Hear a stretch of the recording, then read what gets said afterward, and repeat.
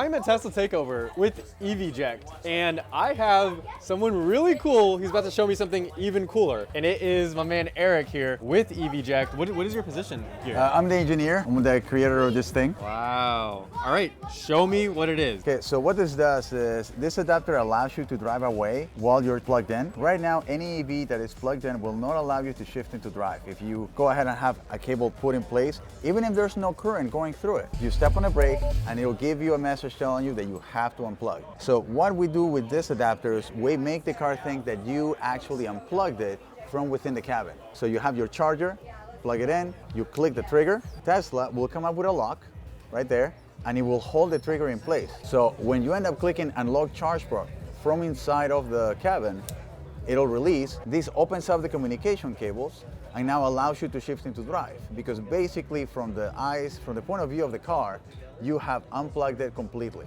You shift into drive off, it brakes around the seam. This half stays in your car and this stays on the charging head, behaving as a helmet, so when it hits the ground, it doesn't hurt it.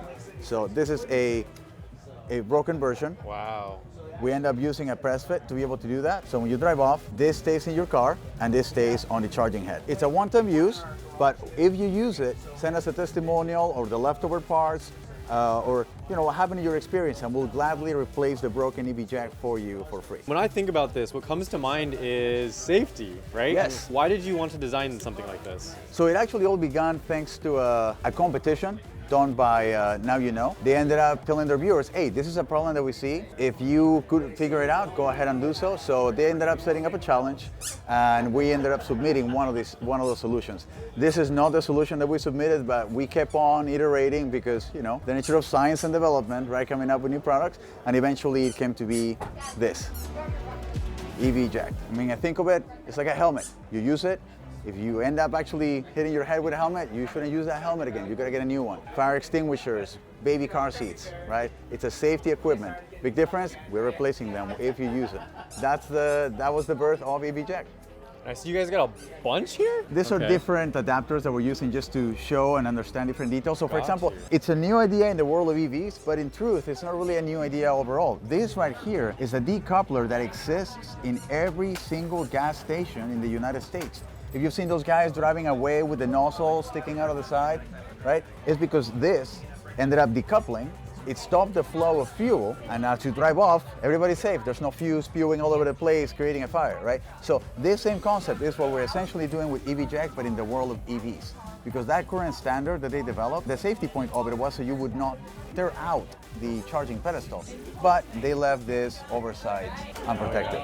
And that's a big oversight, because I have driven all up and down the coast, and there are some really sketchy areas to charge in. And if you arrive somewhere at like 1 in the morning, it's behind a store, and there are like random people in the corner, I would skip to the next charger. But if you need to charge, what are you gonna do? You can't leave. Instead, you could use any of these. So this is a Tesla NACS to NACS, right?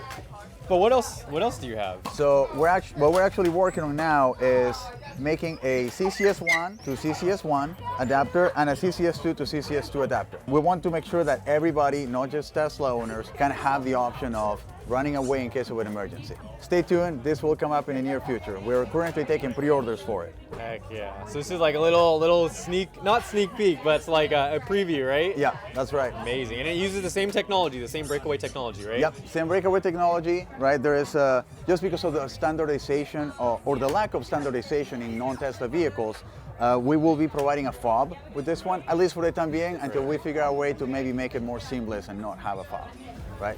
Yeah, these are on their way.